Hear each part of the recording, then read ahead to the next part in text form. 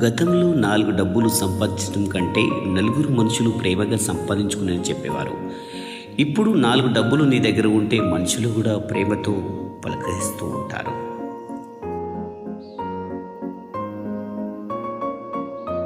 గుణమున్నవాడి కన్నా గుణమున్నవాడు ఎంతో గొప్పవాడు.